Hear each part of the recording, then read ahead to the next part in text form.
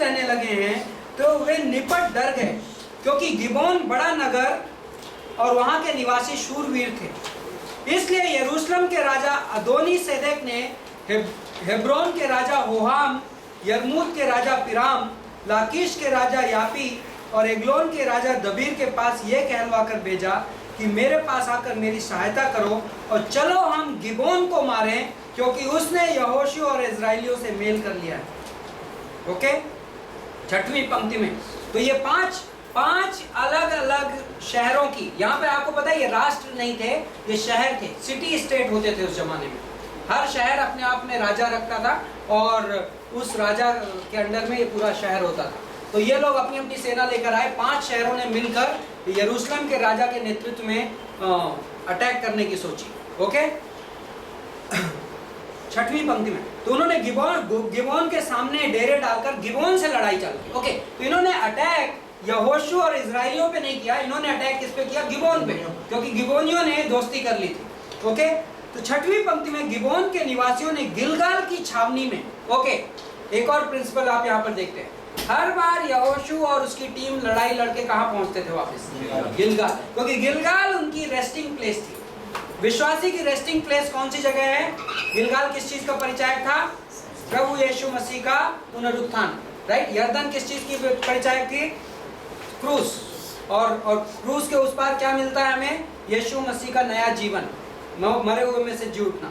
और हर विश्वासी के लिए जो रेस्टिंग प्लेस है, दुनिया की लड़ाइयों से दूर, रेस्टिंग प्लेस क्या है? प्रभु यीशु मसीह का मरे हुए में से जिलाया जाना। इसलिए हम रविवार को हम क्या करते हैं? रविवार कौन सा दिन था? जिस दिन प्रभु यीशु मसीह मरे हुए में से जीवित हुआ। रविवार को हम सभाओं में जाते हैं, हम हफ्ते भर बाहर रहते हैं और हम लड़ाइयाँ लड़ते हैं, लेकिन हम रविवार को क्या करते हैं? हम वहाँ से स्ट्रेंथ ड्रॉ करते हैं। ये लोग बार बार गिलगाल में जाते थे, वहाँ रेस्ट करते थे, अपने आप को रिफ्रेश करते थे, रिन्यू करते थे। तो यहोशू उस समय गिलगाल में है और यहोशू के पास मैसेज आता है गिबोनियों का कि आके हमारी मदद करो। ओके, इंटरेस्टिंग चीज 7वीं पंक्ति में, तब यहोशू सारे योद्धाओं और सब शूरवीरों को संग लेकर गिलगाल से चल पड़ा और यहोवा ने यहोशू से कहा, उनसे मत डर, क्योंकि मैंने उनको तेरे हाथ में कर दिया है। उनमें से एक भी पुरुष तेरे सामने टिक ना सकेगा। ओके, एक इंटरेस्टिंग चीज, आप कहोगे मैं यहोशू की जगह होता तो मैं कहता गिबोनियों को मरने दो, राइट।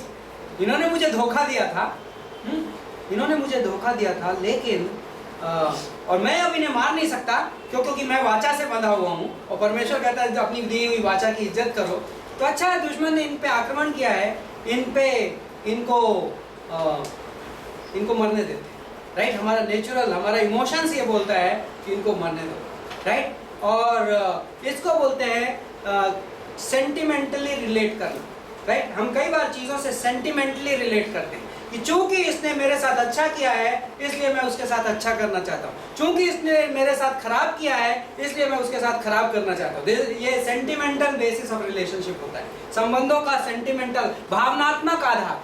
लेकिन परमेश्वर, जब हम आत्मिक जीवन में ग्रो करते हैं, जब हम परमेश्वर के साथ के जीवन में ग्रो करते हैं, तो हमारे संबंधों के आधार सेंटिमेंटल होना बंद हो जाते हैं। हम सेंटिमेंटल आधार पर रिलेशनशिप नहीं रखते। यहाँ पर यहोशू ने किसी दूसरे आधार पर निर्णय लिया, और यहोशू का निर्णय किस आधार पे था?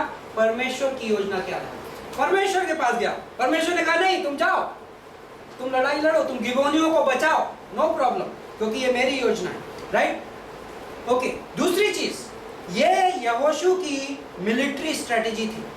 यहोशू के लिए उसका लाइफ टाइम अपॉर्चुनिटी थी। क्यों? उसने मिडिल वालों को ब्रेक कर दिया। उसने जेरिको और बेतेल, इन 3 शहरों को क्यों जीता? क्योंकि वो दक्षिण और उत्तर के बीच में विभाजन करना चाह रहा था कि अब दक्षिण और उत्तर वाले कभी यूनाइट नहीं हो पाएंगे। अब सेकंड यहोशू का चांस आया है, सारे दक्षिण के राजा एक साथ आए, 5 मेजर सिटीज के राजा एक साथ आए। यदि इस लड़ाई में मैंने इन 5 को हरा दिया तो 1 शॉट में मेरा काम होता है, राइट। जोशुआ ने कहा ये मेरे लिए अपॉर्चुनिटी, राइट। परमेश्वर के पास गया, परमेश्वर ने उसको हाँ बोला, और देखिए नेक्स्ट वर्स बोलता है 9वीं पंक्ति में, तब यहोशू रातों रात गिलगाल से जाकर एकाएक उन पर टूट पड़ा। ओके, रातों रात बड़ा इंपॉर्टेंट है, क्योंकि ये जो दूरी थी गिलगाल से इस जगह की, गिबोन की, ये करीब 25 मील मतलब करीब 40 किलोमीटर की दूरी है। और ये लोग मोस्टली फुट सोल्जर्स हैं और 40 किलोमीटर ये रातों रात कवर करते हैं। मतलब यहोशू आउट ऑफ द वे जा रहा है। मे भी 2 दिन लगा के हम पहुंच सकते थे, लेकिन यहोशू बोल रहा है नहीं, ये मेरी मिलिट्री स्ट्रेटेजी का की पॉइंट है और मैं इन 5 को सरप्राइज में अटैक करना चाहता हूँ। तो बोलता है कैसे अटैक किया उसने? एकाएक उन पर टूट पड़ा। यहोशू की जो युद्ध नीति का ये इंपॉर्टेंट पहलू था। यहोशू सरप्राइज करता था, यहोशू सरप्राइज अटैक करता था। इससे पहले उसका दुश्मन उसे, यहोशू के एक्चुअली युद्ध नीति के 3 इंपॉर्टेंट पहलू है जो आप नोट कर सकते हैं। पहली चीज, यहोशू हमेशा ऑफेंसिव बैटल खेलता था, यहोशू डिफेंसिव नहीं खेलता था। यहोशू पहले आक्रमण करता था, दुश्मन से पहले वो आक्रमण करता था। ये यहोशू की इंपॉर्टेंट स्ट्रेटेजी है। पूरे कनान देश में आप बार बार यहोशू को इस स्ट्रेटेजी से लड़ते देखते हैं। दूसरी चीज, यहोशू की लड़ाइयों में अक्सर सरप्राइज का एक एलिमेंट रहता था। यहोशू दुश्मन को एक हद तक चकमा दे देता था।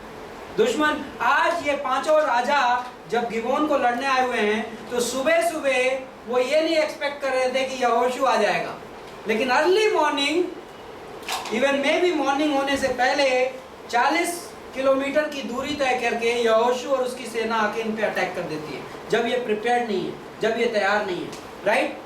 और ये आई थिंक हमारी जो हम पिछले बार एम्बुश की बात कर रहे थे कि हम शैतान को कई बार एम्बुश कर सकते हैं, धोखा दे सकते हैं। ये स्पिरिचुअल वॉरफेयर में एक क्रिश्चियन की लाइफ का ये इंपॉर्टेंट पहलू है कि हम हमारे दुश्मन को सरप्राइज कर सकते हैं, हम हमारे दुश्मन को काफी हद तक चकमा दे सकते हैं हमारी बैटल स्टोरी। बट हाँ, हमारे चकमा देने की स्टाइल अलग है।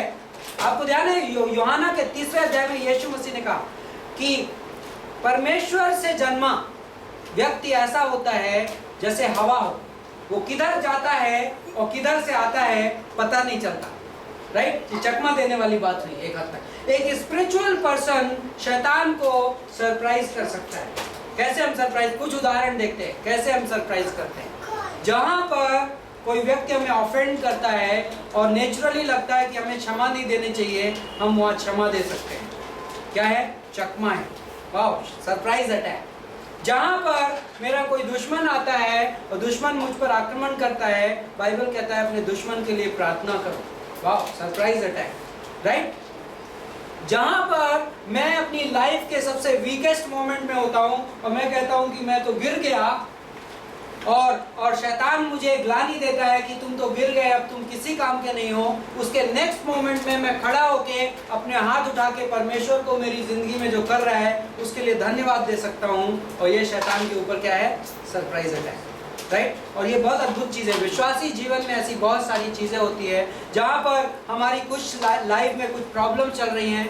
यूहन्ना के 4 अध्याय में वो औरत है, सामरी स्त्री, जिसकी लाइफ पूरी मेस है, राइट। 5 हस्बैंड हैं और यीशु मसीह उसको एड्रेस करता है और वो समाज से नज़र छिपा के दोपहर के टाइम में कुएं पे जाती है, जब कुएं पे दोपहर में कोई नहीं पानी भरने आता क्योंकि समाज से इतनी ही डरती है, राइट। लेकिन उस अध्याय के अंत में आप क्या देखते हैं? वो औरत बोल्डली जाती है और उसी समाज के लोगों से मिलती है और उनको बोलती है चलो मैं तुम्हें गॉस्पेल सुनाती हूँ, राइट। Surprise attack.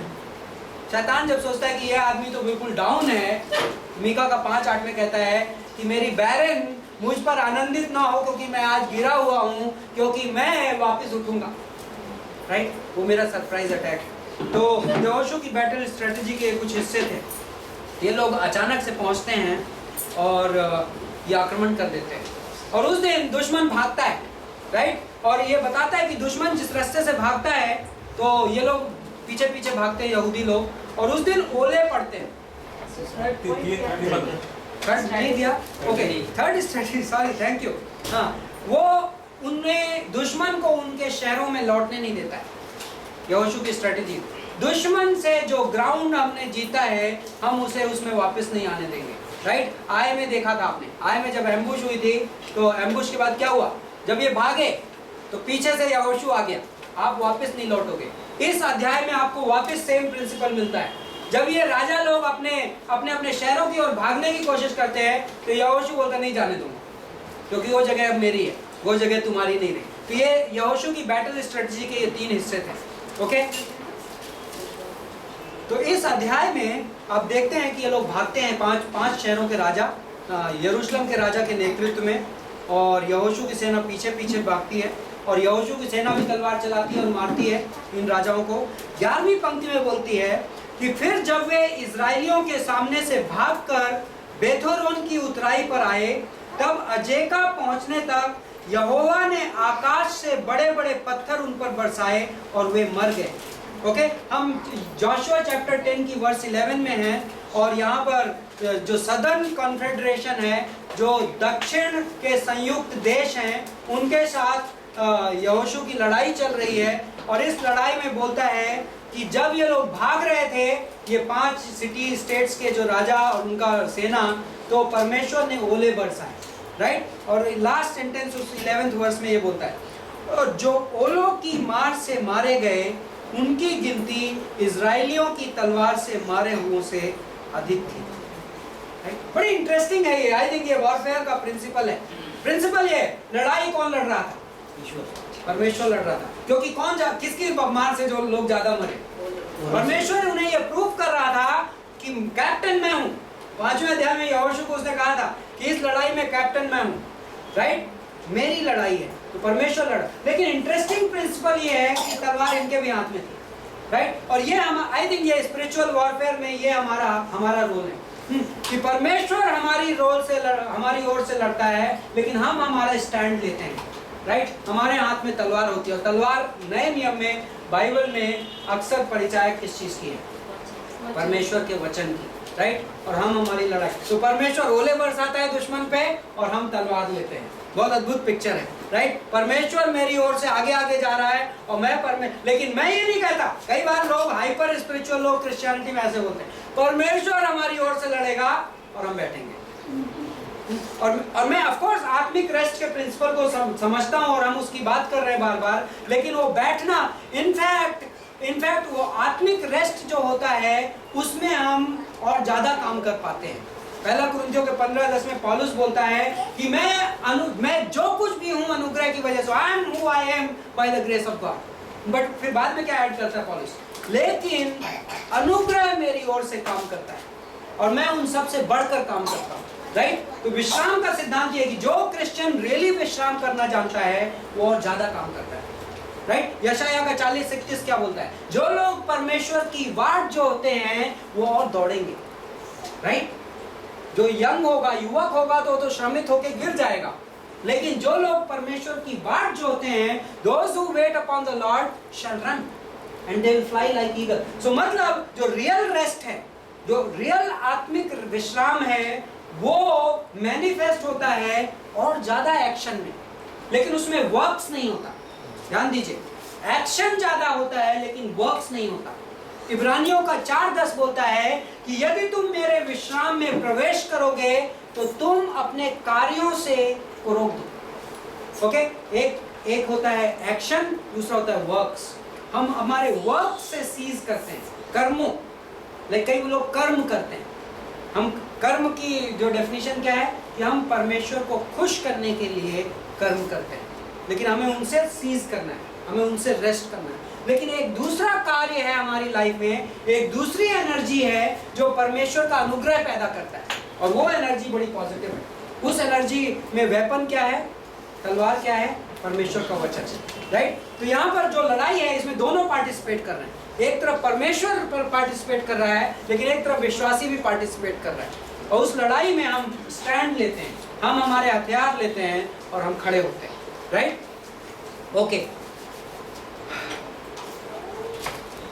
और उस दिन यहोशू ने कहा कि मैं एक और लेवल पे जाऊंगा। यहोशू ने कहा, उसने कहा देखो ये भाग रहे हैं और मुझे आज इनको खत्म करना है, आज मेरे को ये फाइनल विक्ट्री क्लोज करनी। तो यहोशू ने कहा, हे सूर्य तू गिबोन पर, और हे चंद्रमा तू अय्यालोन की तराई के ऊपर थमा रहे। सूर्य तू रुक जा और चांद तू रुक जा। और सूर्य उस समय तक थमा रहा और चंद्रमा उस समय तक थमा रहा जब तक इस जाति के लोगों ने अपने शत्रुओं से पलटा ना लिया।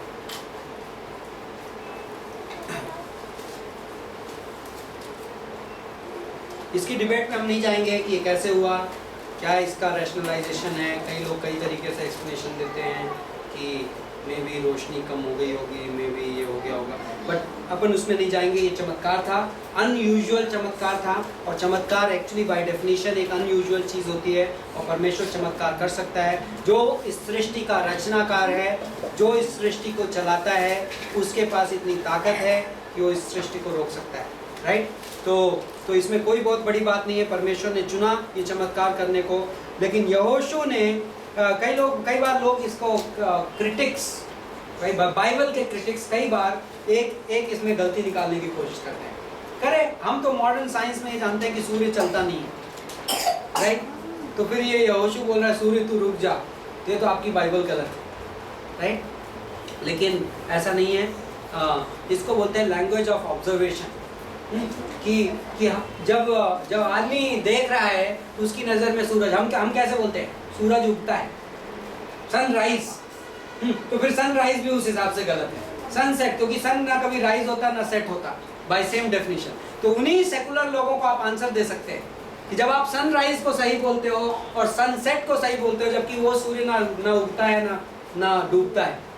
तो यदि सनसेट और सनराइज टर्मिनोलॉजी क्या है, उसको लैंग्वेज ऑफ ऑब्जर्वेशन बोलते हैं, कि जो चीज़ हमें जैसे दिखाई पड़ती है हम भाषा में कई बार बोलते हैं, राइट। हम ये जानते हुए कि सूरज नहीं चलता है फिर भी हम बोलते हैं सूरज उगा, राइट। क्यों बोलते हैं, ये लैंग्वेज ऑफ ऑब्जर्वेशन। तो आप उसको डिफेंड कर सकते हैं, ये इंपॉर्टेंट पॉइंट था।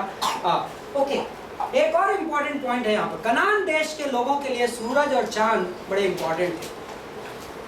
आई थिंक परमेश्वर का एक मैसेज था जो यहोशू की इस प्रेयर में, पता है, उनके दो मुख्य देवी देवता, पहला बाल, बेल, हिंदी में बेल कहा गया, इंग्लिश में बाल कहा गया है। आपको ध्यान है जब एलिया ने पहाड़ के ऊपर नबियों के साथ लड़ाई की, कौन से देवता का मुद्दा था, बाल देवता का, राइट। बाल कनान देशियों के लिए बाल उनका मेन ईश्वर था। उनके पास कई सारे ईश्वर थे जैसे इंडियन कॉन्टेक्स्ट में आपको मिलते हैं, लेकिन बाल मेन था, और सेकंड एस्टेरोथ। ओके, बाल जो था वो सन गॉड था, सूर्य देव था, ओके। और जो एस्टेरोथ था या थी, एस्टेरोथ, आई थिंक थी ना, हाँ, तो मे बी शी गॉडेस थी, है मुझे क्लियर नहीं है, तो आई कांट क्लेम। एस्टेरोथ उसका नाम था, कि हिंदी में भी एस्टेरोथ ही होगा मोस्ट प्रोबेबली, मतलब थोड़ा सा उसका वर्जन बदल जाएगा। लेकिन वो मून गॉड, ओके, तो चंद्रमा, तो ओके, सन गॉड और मून गॉड, सूर्य और चंद्रमा की ये उपासना करते थे। तो आई थिंक जब जोशुआ ये प्रार्थना करता है अपने परमेश्वर से कि परमेश्वर आज सूरज और चांद को रोक दे यहीं पे, तो आई थिंक उस प्रार्थना के सक्सेस में वहाँ के निवासियों के लिए बहुत बड़ा संदेश है, राइट, कि ये सूर्य और चंद्रमा ईश्वर नहीं है।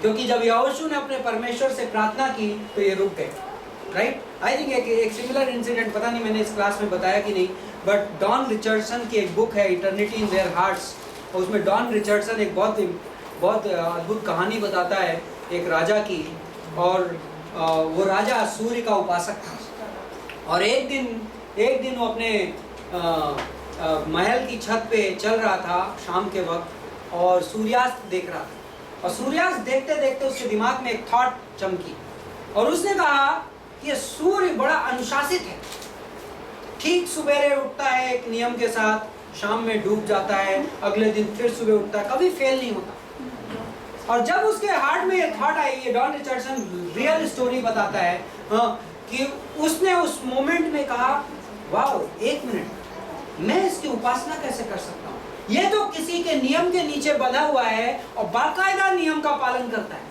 और यदि कोई नियम का पालन करता है तो स्वयं परमेश्वर नहीं हो सकता, वो किसी और के बनाए नियम पे चल रहा है। तो उसने कहा उस दिन से आज से मैं सूर्य की उपासना नहीं करूँगा। उसने डिक्लेरेशन कर दिया अपने पूरे राज्य में कि आज से मैं सूर्य की उपासना नहीं करूँगा, और मुझे पता नहीं सच्चा परमेश्वर कौन है, लेकिन मैं ये जानता हूँ कि सूर्य के ऊपर भी कोई परमेश्वर है, और मैं उसको खोजूंगा। और बाद में बताते हैं कि मिशनरीज वहाँ पहुँचे और उन्होंने उसको गॉस्पल दी और वो विश्वासी बना। तो अद्भुत बात ये, आई थिंक इस टाइप का मैसेज उनके पास भी जा रहा। ओके, तो आप इस अध्याय में देखते हैं कि ये लोग विजय हासिल करते हैं। 15वीं पंक्ति में, तब यहोशू सारे इजरायलियों समेत गिलगाल की छावनी को लौट गया। एक बार फिर स्पिरिचुअल रिफ्रेशमेंट हमें कहाँ पे मिलता है? वह जीवन जो पुनरुत्थान का जीवन है, जो हमें प्रभु यीशु मसीह देता है, और हमें हमारी जीवन की लड़ाइयों में वहां से अपना जीवन ग्रहण करना आना चाहिए। राइट? हम हमारी सेवकाइयों में कभी इतने बिजी नहीं होना चाहते कि हम अपने सोर्स के पास जाके उससे रिसीव करके मजबूत होना ना सीखें। एंड आई थिंक ये बहुत सारे केसेस में मिनिस्ट्री की फेलियर की ये फाउंडेशन होती है। जब प्रभु का दास इतना व्यस्त हो जाता है कि अपना प्लेस ऑफ रिफ्रेशमेंट में जाके रिफ्रेशमेंट लेना। यहोशू बिजी था, यहोशू बहुत सारे अकम्प्लिशमेंट कर रहा था, बट यहोशू को किसी चीज की जल्दी नहीं थी। यहोशू को पता था कि हर लड़ाई के बाद यहोशू कहाँ पहुंचता था? गिलगाल। राइट? इंपॉर्टेंट। और गिलगाल में आपको ध्यान है क्या चीजें थी? मेमोरियल्स। राइट? कि हम एक बार फिर देख सकते हैं, हम रिफ्रेश हो सकते हैं कि परमेश्वर ने हमारे साथ क्या किया है। राइट? ओके। फिर पांचों राजा भागकर मक्केदा के पास की गुफा में जा छिपे, और आप देखते हो कि ये लोग जाके उन राजाओं को पकड़ के निकालते हैं। और 24वीं पंक्ति में यहोशू कहता है कि योद्धाओं को कि अपने अपने पांव ले जाके इन राजाओं की गर्दन पे रखो। राइट? गर्दन पे रखना किस चीज की निशानी है? पांव को गर्दन पे रखना निशानी है पूर्णतः अधिकार का। ओके? Total subjugation. मतलब यहोशू एक डिक्लेरेशन कर रहा है कि हमने इन राजाओं पे टोटल विजय पाई है। राइट? एक पिक्चर दे रहा है। और तब 25वीं पंक्ति में एक और इंटरेस्टिंग चीज, तब यहोशू ने उनसे कहा, नोटिस करने वाली वर्स है, डरो मत और ना तुम्हारा मन कच्चा हो, या बांध कर दृढ़ रहो, क्योंकि यहोवा तुम्हारे सब शत्रुओं से जिनसे तुम लड़ने वाले हो ऐसा ही करेगा। आई थिंक ये पिक्चर यहोशू अपने लोगों को दे रहा है। आई थिंक ये स्पिरिचुअल लीडर की बड़ी इंपॉर्टेंट वो है। एक तरफ वो लड़ाई जीत रहा होता है, लेकिन वो किसका ख्याल रख रहा है? यहोशू अपने लोगों की फेथ को बिल्डअप कर रहा है। राइट? वो ड्रामेटिक सीन रहा होगा। 5 राजा लिटा दिए गए और उनके गर्दन पे सबने आके पांव रखे।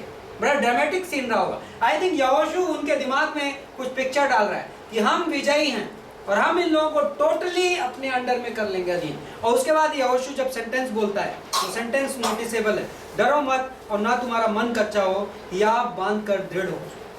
आपको इस सेंटेंस से कुछ याद आता है? हाँ, यहोशू के पहले अध्याय में 3 बार परमेश्वर ने यहोशू को यही बात कही थी, और अब यहोशू अपने लोगों को यही बात कह रहा है।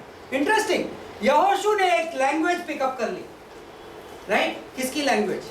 किसकी भाषा? परमेश्वर की भाषा। आई थिंक हम हमारे विश्वासी जीवन में यही करते हैं।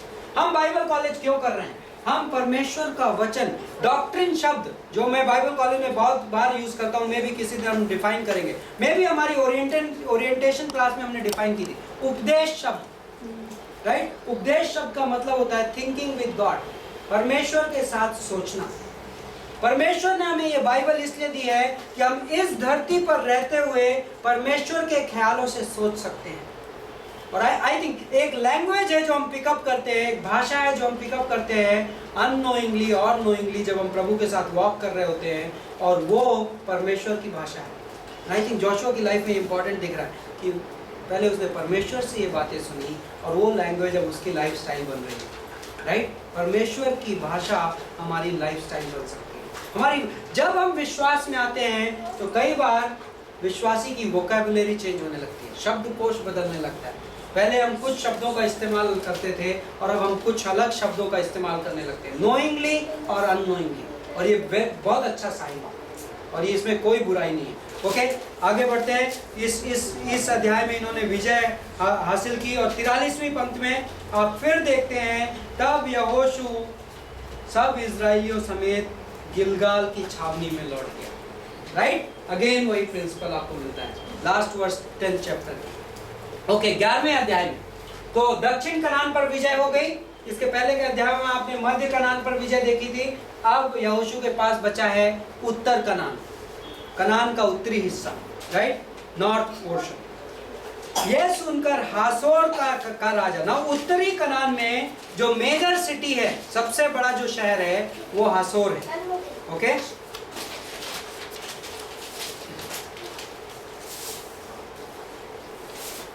सी ऑफ गैलिली के ऊपर, यहाँ पे इंग्लिश बाइबल इंग्लिश में हाजोर, एजोर व्हाटएवर, तो कई बार प्रॉपर नाउंस को प्रोनाउंस करना बहुत डिफिकल्ट हो जाता है। तो यह सुनकर हासोर के राजा याबीन ने मादोन के राजा योबाब और शिमरोन और अक्षाप के राजाओं को, और जो राजा उत्तर की ओर पहाड़ी देश में और किन्नेरेत की दक्षिण के अराबा में और नीचे के देश में और पश्चिम की ओर दोर के ऊंचे देश में रहते थे, उनको और पूरब पश्चिम दोनों के रहने वाले कनानियों, एमोरियों, हित्तियों, परिज्जियों और पहाड़ी यबूसियों और मिस्पा देश में हरमोन पहाड़ के नीचे रहने वाले हिब्बियों को बुलवा भेजा। और वे अपनी अपनी सेना समेत, जो समुंदर के किनारे की बालू के किनकों के समान बहुत थी, मिलकर निकल आए, और उनके पास बहुत ही घोड़े और रथ भी थे। ओके, याबीन, जो याबीन राजा है, इंग्लिश में जाबीन, ओके, ये याबीन राजा का जो दूसरा मेन दुश्मन, साउथ सदर्न कॉन्फेडरेशन का जो मेन राजा था, वो क्या नाम था उसका, अबोनी क्या अनोबी अदोनी सेदेक, उसका मीनिंग क्या था? Self righteousness. ओके, याबीन का मतलब है सेल्फ विजडम। तो आई थिंक कनान देश में ये दो आपके मेन एनिमी हैं। कौन कौन? सेल्फ राइचियसनेस और सेल्फ विजडम, खुद की धार्मिकता और खुद की बुद्धिमत्ता, राइट? और विश्वासी को इन दोनों से डील करना है, राइट? परमेश्वर हमारी लाइफ में इन दोनों से डील करना चाहता है। हम खुद की धार्मिकता का मतलब होता है हम सोचते हैं हम बहुत अच्छे हैं, राइट? हम दूसरों से अच्छे हैं या हम स्वयं में बहुत अच्छे हैं, वो सेल्फ राइचियसनेस। सेल्फ विजडम बोलती है मैं बुद्धिमान हूँ, मैं अपना दिमाग लगाऊंगा, मैं कुछ होशियार हूँ, और मैं जब लाइफ में सिचुएशंस आएंगी तो मैं दिमाग लगाऊंगा। एंड आई थिंक ये बड़ी, और कई बार बुद्धिमत्ता, कई बार बहुत सारी चीजें जो ऊपरी तौर पे वाइज दिखाई पड़ती हैं, और मैं भी आपको 4 आदमी कांग्रेचुलेट कर देंगे कि आपने बहुत बुद्धिमत्ता का काम किया, कई बार वो बुद्धिमत्ता नहीं होती। याकूब के 3 अध्याय में कौन सी पंक्तियां? जेम्स 3 कौन सी वर्सेस? आई थिंक 12 to 40, ऊपर से आने वाली विजडम, क्या? Wisdom from above and wisdom from below.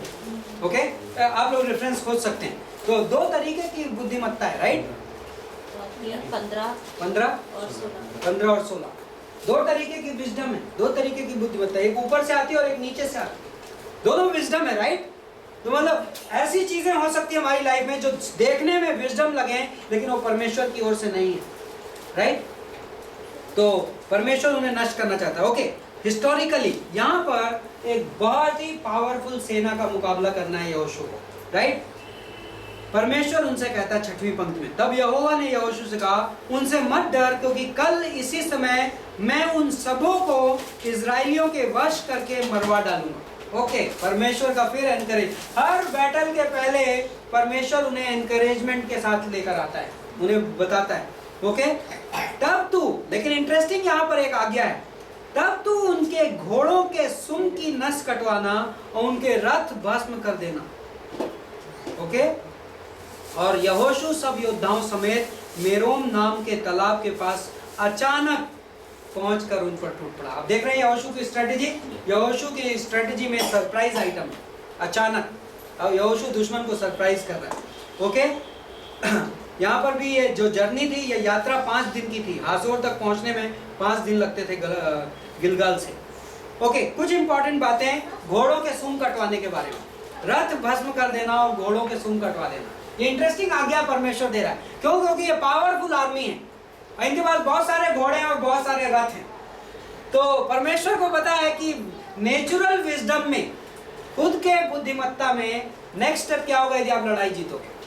सारे घोड़े और सारे रथ अपन ले लेते हैं, है ना, अपन यूज करेंगे और अपन बहादुर बन जाएंगे। और उसके बाद क्या होगा? उसके बाद आप अहम, और उससे आपकी निर्भरता किस पर होगी कि हमारे घोड़े हमें जिताएंगे और हमारे रथ हमें जिताएंगे। परमेश्वर कहता नहीं, तुम्हें लड़ाई किसके दम पे जीतनी है? मेरे दम पे जीतनी है। तो परमेश्वर कहता है, व्यवस्था विवरण 17-16 में परमेश्वर ने आज्ञा दी है इजराइल के राजाओं को। एंड आई थिंक सुलेमान राजा की मिस्टेक थी। बाइबल बोलता है सुलेमान ने अपने पास घोड़े और रथ इकट्ठे करने चालू किए, राइट, सेल्फ पे निर्भर हो गया। सुलेमान अपनी लाइफ के अर्ली डेज में खुद की बुद्धिमत्ता पर बिल्कुल निर्भर नहीं था, राइट। परमेश्वर ने पूछा तुम्हें क्या चाहिए, तो उसने पहली चीज क्या मांगी, विजडम मांगी। लेकिन लाइफ के लेटर ऑन स्टेजेस में बाइबल बताता है कि सुलेमान ने घोड़े और रथ इकट्ठे किए। लेकिन व्यवस्था विवरण 17-16 में परमेश्वर कहता है, और भजन संहिता 20 के 7वें अध्याय 7वीं पंक्ति में, कि व्यवस्था विवरण ड्यूट्रोनॉमी 17-16, साम 20 वर्स 7, हाँ, परमेश्वर कहता है कि अपने लिए घोड़े और रथ इकट्ठे मत करो, राइट, जिससे जब तुम विजय हासिल करो तो तुम्हारी विजय घोड़े और रथ के आधार पे ना हो, ओके। और यहाँ पर भी आप देखते हो कि परमेश्वर ने इन्हें विजय दी और इन्होंने घोड़ों की सूंड की नस कटवाई और रथ आग में जलाकर वो कर दिए। और 10वीं पंक्ति में, उस समय यहोशू ने घूमकर हासोर को, जो पहले उन सब राज्यों में मुख्य नगर था, ले लिया और उसके राजा की तलवार से मार डाला, और जितने प्राणी उसमें थे उन सभी को उन्होंने तलवार से मारकर सत्यानाश किया। सत्यानाश जो वर्ड है आपको ध्यान है, कौन सा वर्ड है, केरेम, ओके।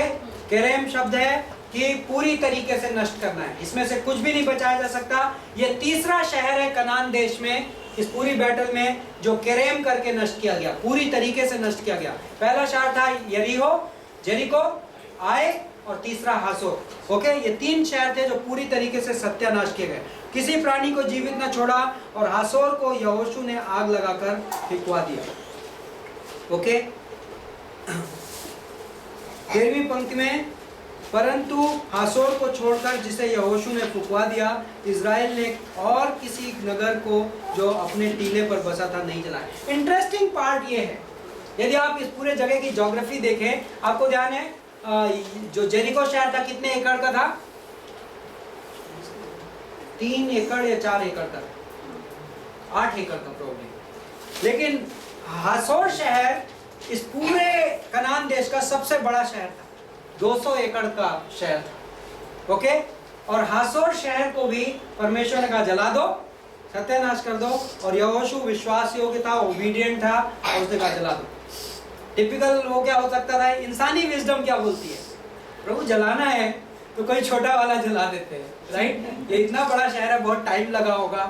कई बार हम करते हैं कि प्रभु इसमें तो बहुत टाइम लगा, आप क्यों डिस्ट्रॉय करने को बोल, लेकिन नहीं, परमेश्वर ने जलवा दी, परमेश्वर की बुद्धिमत्ता, ओके। लास्ट 15वीं पंक्ति, जो आज्ञा यहोवा ने मूसा को दी थी उनमें से यहोशू ने कोई भी पूरी किए बिना ना छोड़ी, राइट। आज्ञा पालन विजय के लिए बहुत इंपॉर्टेंट है। एंड यहोशू की लाइफ में हम क्या देखते हैं इस पूरे प्रोसेस में, obedience, right. Obedience is the key to victory, okay. विजय की कुंजी परमेश्वर की आज्ञाओं का पालन करना, ओके। आप अब देखते हैं 11 चैप्टर में 16वीं से 12वां अध्याय तक पूरा बेसिकली सारांश है। अभी तक यहोशू ने जितनी लड़ाइयाँ लड़ी, कौन कौन सा गांव जीता, किन किन राजाओं को नष्ट किया, जब आप ये पोर्शन पढ़ते हैं तो आप देखते हैं समरी है, समरी, ओके, कि अभी तक कितने कौन कौन से राजा जीते, कौन कौन सा गांव जीता, तो ऐसा करके उनका नाम ले लेके लिखा गया, ओके। एक इंपॉर्टेंट चीज जो आपको नोटिस करनी है कि 21वीं पंक्ति में, उस समय यहोशू ने पहाड़ी देश में आकर हेब्रोन, दबीर, अनाब, वरन यहूदा और इजराइल दोनों के सारे पहाड़ी देश में रहने वाले अनाकियों को नाश किया। यहोशू ने नगरों समेत उन्हें सत्यानाश कर डाला। इजराइलियों के देश में कोई अनाकी न रह गया, केवल अज्जा, गत और अशदोद में कोई कोई रह गए। जैसा यहोवा ने मूसा से कहा था वैसा ही यहोशू ने वह सारा देश ले लिया और उसे इजराइल के गोत्रों में और कुलों के अनुसार बांट दिया, और देश को लड़ाई से शांति मिली। ओके, इंपॉर्टेंट पार्ट, अनाकी कौन थे, जायंट्स, ओके। जायंट्स कौन थे, जो काफ़ी बड़े बड़े 9 फुट गोलायत, आपको बाद में मिलेगा अभी सीन में, है ना, पहला राजा की किताब में। और इससे पहले जब गिनती के 13वें अध्याय में, नंबर्स में, जब स्पाइस गए थे तो किस चीज़ से डर गए थे, जायंट्स। हमने वहाँ जायंट्स देखे और हम उनके सामने चिड्डों के जैसे हैं, राइट, ये उनका स्टेटमेंट था।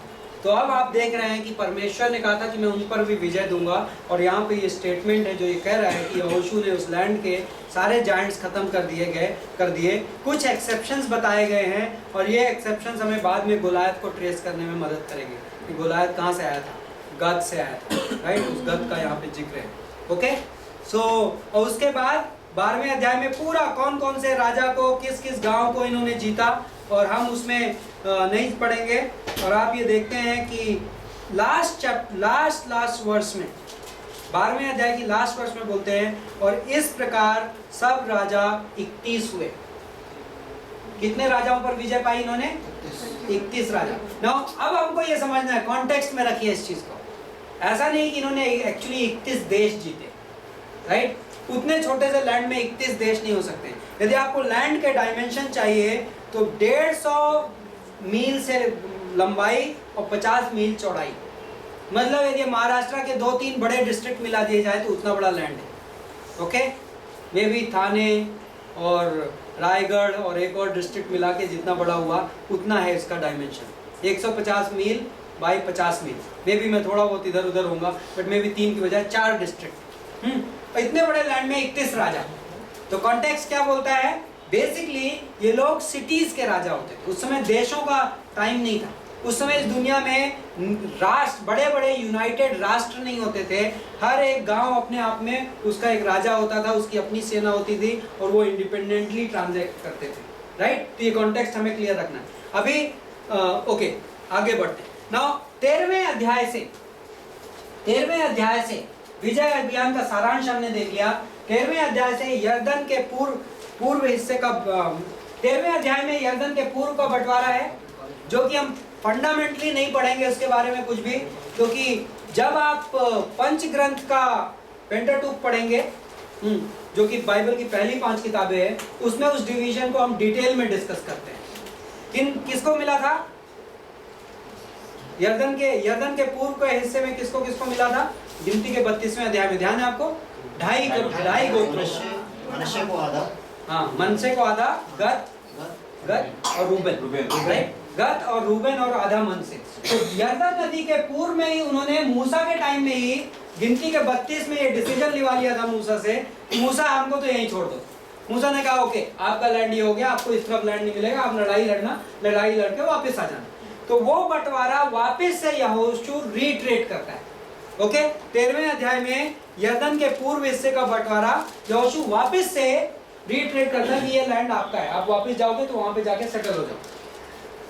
14वें अध्याय से 19वें अध्याय में अब जो ये नए ट्राइब हैं, कितने ट्राइब बचे, कितने गोत्र बचे? 9.5 गोत्रों को यर्दन के वेस्ट साइड में, राइट, वेस्ट ना, हाँ, पश्चिम में यर्दन के जमीन मिलेगा, और वो आपको 14वें से 19वें पंक्ति में देखने मिलता है, 14वें से 19वें अध्याय। बट कुछ वर्सेस हम इंपॉर्टेंट वर्सेस देखते हैं। कहाँ पे? 13वें अध्याय में यहोशू बूढ़ा था और बहुत उम्र का हो गया था। यहोशू ने अपनी लाइफ में लड़ाइयाँ लड़ ली जो परमेश्वर ने दी उसे, और यहोवा ने उसे कहा तू बूढ़ा और बहुत उम्र का हो गया है, और बहुत देश रह गए हैं जो इजराइल के अधिकार में अभी तक नहीं है। और फिर पूरे देशों का यहाँ पे नाम है। और 6वीं पंक्ति में परमेश्वर वादा देता है, इनको मैं इजराइलियों के सामने से निकाल दूंगा, इतना हो कि तू मेरी आज्ञा के अनुसार चिट्ठी डाल डालकर उनके देश इजराइल को बांट दे। ओके, इसलिए तू अब इन देश को 9 गोत्रों और मनश्शे के आधे गोत्र, 9.5 गोत्र जो हैं, उनको उनका भाग होने के लिए बांट दे। ओके, जो ये विभाजन है, गोत्र मतलब ट्राइब, ओके, और विभाजन जो है, इसको समझने के लिए हम गिनती के 26वें अध्याय में चलेंगे, वर्सेस नंबर्स 26 वर्सेस 54 to 56। गिनती की किताब 26 54 to 56। कैसे होगा? अब यहोशू है, 9.5 ट्राइब बैठे हैं, विभाजन कैसे होगा उसको समझने के लिए परमेश्वर ने इन्हें आज्ञा दी थी। जिसको में अधिक हो उनमें अधिक भाग, हाँ, और जिनमें कम हो उनको कम भाग देना, राइट। तो 52वीं कहाँ से पढ़ रहे हैं आप? 54। ओके, ठीक है। प्रत्येक गोत्र को उसका भाग उसके गिने हुए लोगों के अनुसार दिया जाता है। फर्स्ट क्राइटेरिया क्या था? जिस ट्राइब में ज्यादा लोग हैं उनको ज्यादा लैंड दिया जाएगा, जिस ट्राइब में कम लोग हैं उनको कम लैंड दिया जाएगा। फर्स्ट प्रिंसिपल, राइट, मतलब फेयर एंड इम्पार्शियल, परमेश्वर के मापदंड के अनुसार। सेकेंडली 55 में तो भी देश चिट्ठी डाल डाल कर बांटा जाएगा, चिट्ठी डाली जाएगी। तो क्या करते थे ये लोग, एक थैले में एरिया का नाम रखते थे और दूसरे थैले में गोत्र का नाम रखते थे। एरिया निकाली जाएगी और इधर से गोत्र निकाला जाएगा और वो मैच करके वो उस गोत्र को मिलेगा। लॉट्स, इसको इंग्लिश में बोलते हैं लॉट्स, चिट्ठियां डालना मतलब लॉट का इस्तेमाल करना। इसके पीछे क्या प्रिंसिपल कि चुनाव कोई इंसान नहीं कर रहा है, चुनाव कौन कर रहा है, परमेश्वर कर रहा है, राइट। वो अपनी फेथ एक्सप्रेस कर रहे थे कि हमारे ओर से चुनाव, ये किसको कौन सी जगह मिलेगी, कौन चुनेगा, परमेश्वर चुनेगा, राइट। 56वीं पंक्ति में फिर बोलता है चाहे बहुतों का भाग हो चाहे थोड़ों का, जो जो भाग बांटे जाएं वह चिट्ठी डालकर बांटे जाएंगे। ओके, उस आज्ञा को पूरा करने का मोमेंट आ गया है और यहोशू ने सारे गोत्रों को इकट्ठा किया है और यहोशू कह रहा है ओके अब हम चिट्ठियां डालेंगे और हम जगह का बंटवारा करेंगे। एक और चीज आपने नोटिस की, परमेश्वर ने कहा यहोशू तूने तेरी लड़ाई लड़ ली, तेरी उम्र हो गई है, लेकिन अभी भी बहुत सारे लैंड्स बाकी है।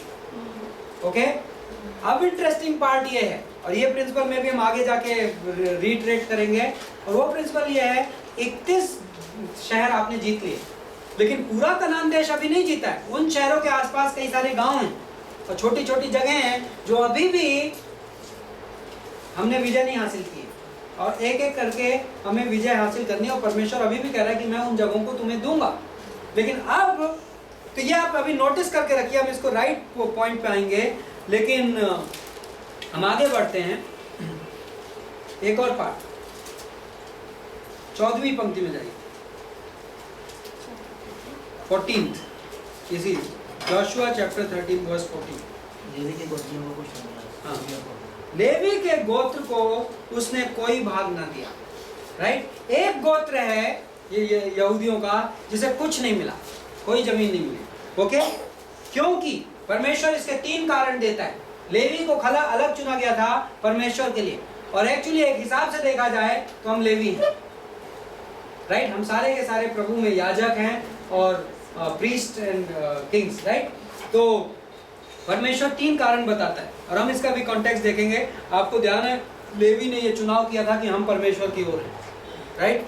और इसके लिए परमेश्वर ने कहा कि अब ये इनको मैं इस्तेमाल करूंगा अपनी सेवा के लिए, और चूंकि मैं इनको इस्तेमाल करूंगा अपनी सेवा के लिए, इनकी लाइफ बड़ी डिफरेंट रहेगी, इनकी लाइफ आम ट्राइब से बिल्कुल अलग हो जाएगी।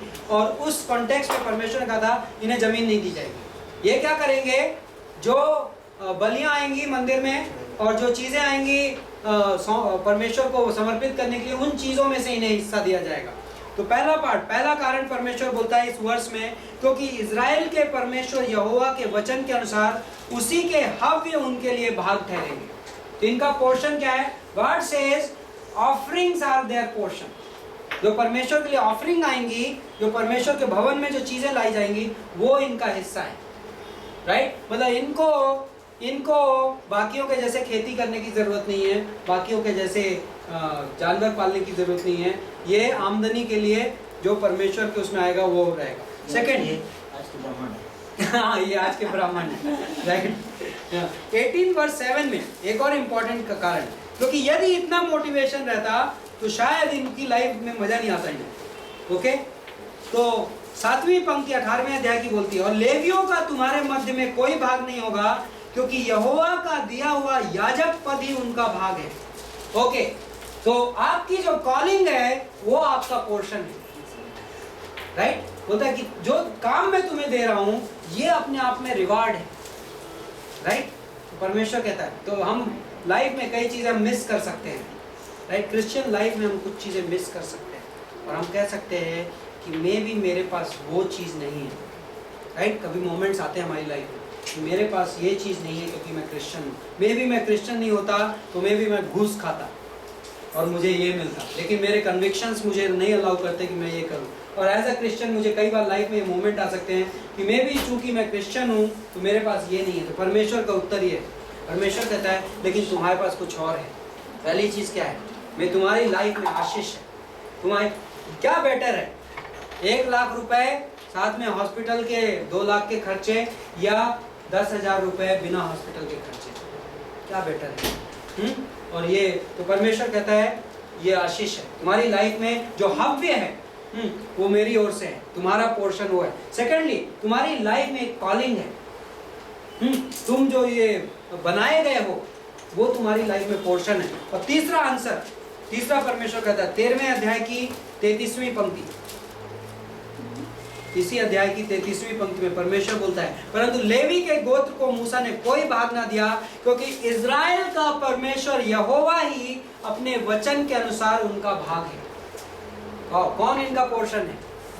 जमीन चाहिए या परमेश्वर चाहिए? 13 का 33 परमेश्वर कहता है लेवी को कुछ जमीन नहीं दी जाएगी, क्योंकि लेवी के पास एक खास मैं दे रहा हूँ गिफ्ट। और वो क्या है? पहली चीज, लेवी के पास जो भेंट की चीजें हैं वो मिलेंगी उसको, वो उसका पोर्शन है।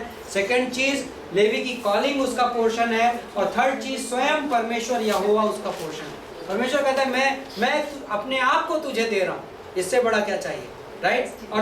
और क्या नए नियम में क्या ऐसा नहीं हुआ है? प्रभु यीशु हमारा पोर्शन है, राइट? यीशु ने अपने आप को हमारे लिए दे दिया। तो ओके, एक और चीज, एक और क्वेश्चन,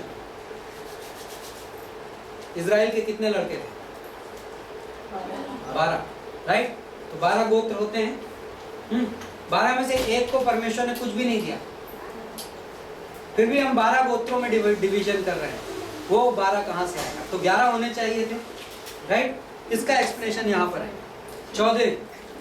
14वें अध्याय में 4थी पंक्ति। यूसुफ, जोसेफ, ध्यान है आप लोगों को, राइट? जोसेफ से परमेश्वर खुश हुआ था, जोसेफ को परमेश्वर ने चुना था यूसुफ को उत्पत्ति की किताब में। और जोसेफ के 2 बेटे कौन कौन? मनश्शे और एफ्रेम। चौथी पंक्ति बोलती है यूसुफ के वंश के तो 2 गोत्र हो गए थे। यदि आप उत्पत्ति की किताब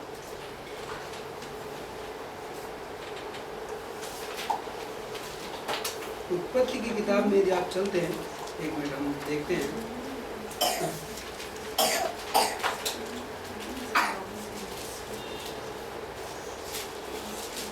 उत्पत्ति का 48 और 5वीं पंक्ति।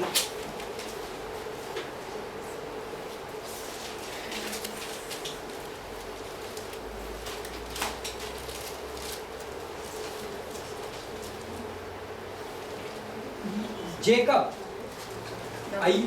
याकूब यूसुफ से बोल रहा है अपने बेटे से आशीष के तौर पर, और अब तेरे दोनों पुत्र, जोसेफ की लाइफ देखकर और जोसेफ की लाइफ पे आशीष पाके जेकब बोलता है, अब तेरे दोनों पुत्र जो मिस्र में मेरे आने से पहले पैदा हुए हैं वे मेरे ही ठहरेंगे, अर्थात जिस रीत से रूबेन और शिमोन मेरे हैं उसी रीति से एफ्रेम और मनश्शे भी मेरे ठहरेंगे। ओके, तो जोसेफ ने कहा एक सेंस में मैं यूसुफ के जेकब ने कहा मैं जोसेफ के 2 बेटे, जो पहले 2 बेटे हैं उनको मैं अडॉप्ट कर रहा हूँ। तो एक हिसाब से देखा जाए तो टेक्निकली मेरे 13 बेटे हो गए। मतलब जोसेफ का जो पोर्शन है वो 2 पार्ट में हुआ और एक्चुअली 2 इंडिपेंडेंट पोर्शन कहलाए। ओके, इसको बाइबल में बोलते थे डबल पोर्शन का सिद्धांत, 2 हिस्सों का सिद्धांत। जब बाइबल में कई बार आपको ध्यान है, एलीशा ने एलिया से कहा था मुझे तुम्हारा दुगना हिस्सा चाहिए, राइट? तो उसका क्या मतलब होता है? यदि कोई मान लो डैडी है और डैडी के 3 बेटे हैं, ओके, तो अब जब जायदाद उस जमाने में तो जायदाद के 4 हिस्से होंगे, ओके, और जो सबसे पहला बेटा है, मान लिया पहला बेटा है, ये दूसरा है, ये तीसरा है, तो पहले बेटे को ये 2 पोर्शंस दिए जाएंगे। ये उस समय का रिवाज था और वो इसलिए था, इसको बोलते थे पहलौठे का हक। आपको ध्यान है किसने, ईसा ने अपना पहलौठे होने का हक याकूब को बेचा था। उसका क्या मतलब है? इस हक में आपको 2 डबल पोर्शन मिलता था, दुगना हिस्सा मिलता था बाकी भाइयों से, बट इसके साथ जिम्मेदारियां आती थी। ओके, जब तक आपकी माँ जिंदा है आप माँ का ख्याल रखो। आपकी बहनें हैं, उनकी शादी करनी है, आप जिम्मेदारी लो। ये सब जिम्मेदारियां इस डबल पोर्शन के साथ आती थी। प्लस इस कुल का नाम आपके द्वारा चलेगा। ओके, जिसको डबल पोर्शन मिल रहा है, क्योंकि पिता ये कह रहा है कि मेरा ये बेटा मेरे कुल का नेक्स्ट रिप्रेजेंटेटिव, उत्तराधिकारी। ओके, और ये इंपॉर्टेंट था। ये पोर्शन सिर्फ जमीन जायदाद से बहुत ऊपर तक जाता था, इसलिए परमेश्वर एसाव पे खुश नहीं हुआ, जबकि याकूब ने धोखा दिया था, लेकिन परमेश्वर एसाव पे नाराज था। क्यों? क्योंकि एसाव ने अपने पहलौठे के हक को वैल्यू नहीं दी। मुद्दा सिर्फ पैसे का नहीं था और मुद्दा सिर्फ जायदाद का नहीं था, मुद्दा स्पिरिचुअल था। एसाव कह रहा है कि मुझे लीडरशिप, मुझे अपने फैमिली का नाम, मुझे फैमिली की लीडरशिप में कोई खास इंटरेस्ट नहीं है, मैं उसको बेचने को तैयार हूँ। राइट? परमेश्वर कह रहा है वो सीरियस मामला है। जेकब हंग्री है, जेकब को पहलौठे का हक चाहिए, सिर्फ पैसा नहीं बल्कि वो जिम्मेदारी लेने को भी तैयार है, स्पिरिचुअल रिस्पॉन्सिबिलिटी लेने को तैयार। तो यहाँ पर जब जेकब ये कह रहा है कि जोसेफ तेरे दो जो फर्स्ट बेटे हैं उनको मैं अपने बेटों जैसा ट्रीट करूंगा, मतलब जब मेरी जायदाद डिवाइड होगी तो इसको एक हिस्सा, इसको एक हिस्सा मिलेगा। तो इफेक्टिवली जोसेफ को कितने हिस्से मिले? डबल पोर्शन मिले। तो इन ए सेंस जेकब ये बोल रहा है कि जोसेफ तुझे डबल पोर्शन मिलेगा। लेकिन क्या जोसेफ बड़ा बेटा था? नहीं। जोसेफ सबसे बड़ा बेटा कौन था? रूबेन। रूबेन ने गलत काम किए थे और रूबेन को जेकब ने कहा था नहीं, तुझे मैं शाप करता, तुझे आशीष नहीं मिलेगा, तूने अपने पहलौठे का हक खो दिया, और वो हक एक सेंस में मैं जेकब को दे रहा हूँ। तो चूंकि जेकब के 12 बेटे थे और लेवी को परमेश्वर ने कहा लेवी को आप कुछ नहीं बांटोगे, लेवी के लिए मैं पोर्शन हूँ, लेवी को जमीन नहीं देनी है, तो बचे 11, लेकिन एक्चुअली डिवीजन कितने हो रहे हैं? 12। और आने वाले सालों में हम कितने गोत्र सुनते हैं? पूरी लैंड का डिवीजन हम पूरे टाइम में 12 सुनते हैं, और उस 12 में लेवी काउंटेड नहीं है, एक्चुअली यूसुफ के 2 बेटे काउंटेड है। ओके, अगले 2-4 मिनट और। ओके, अब 14वीं पंक्ति में, 14वें अध्याय में लेवियों को क्या मिला? चौथी पंक्ति बोलती है कि केवल रहने के नगर, कुछ शहर मिले उन्हें, ओके, और पशु आदि धन रखने को और चराइया उनको मिली। मतलब हार्वेस्टिंग के लैंड नहीं मिले, खेती बाड़ी के लैंड नहीं मिले, घर मिला, मतलब शहर मिले जहां उनके घर थे। लेवियों के अलग अलग शहर थे, तो 48 शहर लेवियों को दिए गए एक्चुअली, और हम आएंगे लेटर ऑन 20वें अध्याय से लेवियों के शहरों का जिक्र है। टोटल 48 शहर दिए गए पूरे इजराइल में लेवियों को कुल मिला के 48। ओके, और लेकिन उसमें क्या था? शहर रहेंगे, शहर में घर रहेंगे, और आपके पास जानवर रहेंगे, क्योंकि उस समय लोग दूध पीते थे और अपनी भेड़ों से ऊन बनाते थे, कपड़े बनाते थे, तो इसलिए जानवरों का रहना बड़ा इंपॉर्टेंट था। और चूंकि आपके पास जानवर रहेंगे तो चारागाह भी चाहिए, ग्रेजिंग पास्चर्स चाहिए, तो ये इतनी चीजें दी जाएंगी उनको। ओके, एक इंटरेस्टिंग कहानी है यहाँ पे केलब की, 14वां अध्याय, राइट? और हमारे बीच में केलब है, तो वो इस कहानी को कई बार पढ़ चुका होगा तो मे भी हम केलब से बोल सकते हैं, केलब इस स्टोरी के बारे में बताओ ओके, तो केलब ने कहा, तब यहूदी यहोशू के पास गिलगाल में आए, फिर गिलगाल पहुंच गए लोग, राइट?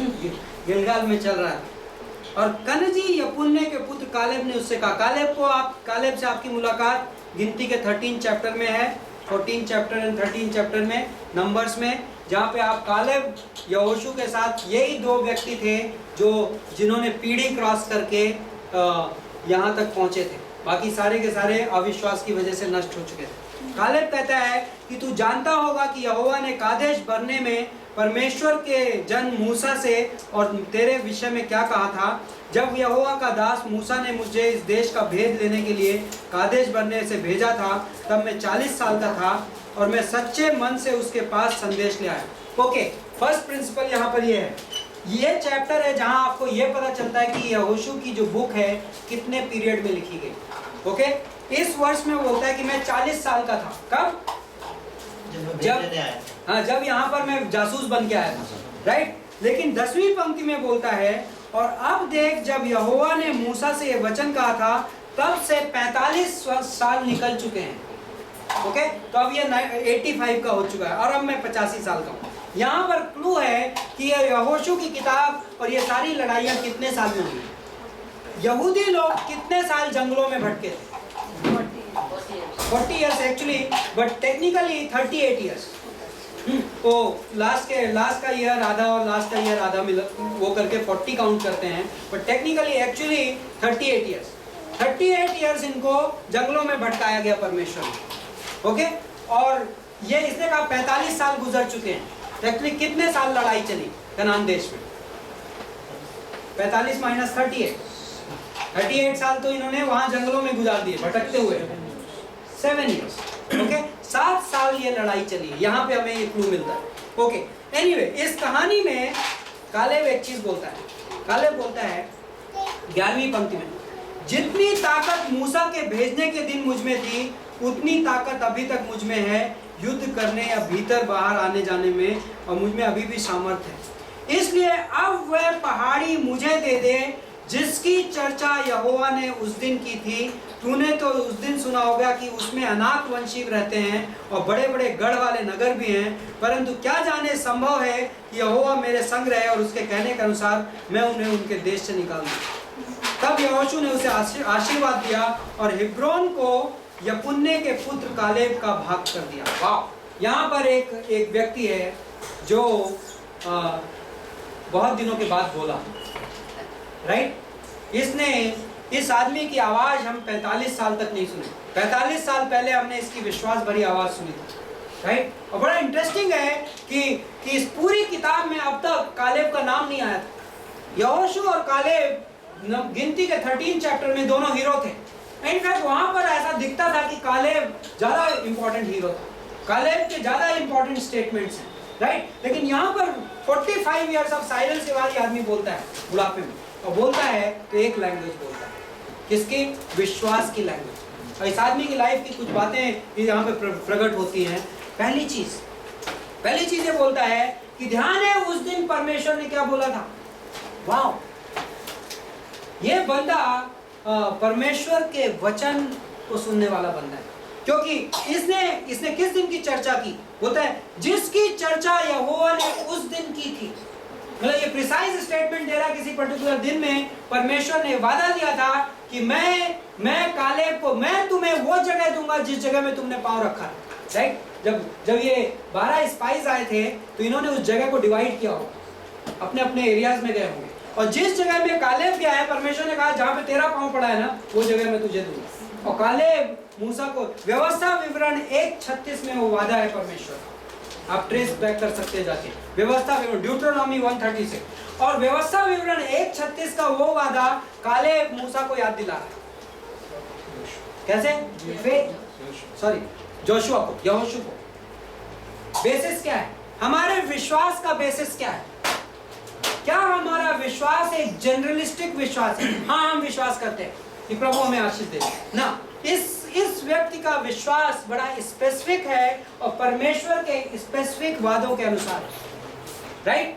उसको वर्सेस पता है, उसको ये पता है कि मेरी बाइबल में ये कहीं पर लिखा हुआ।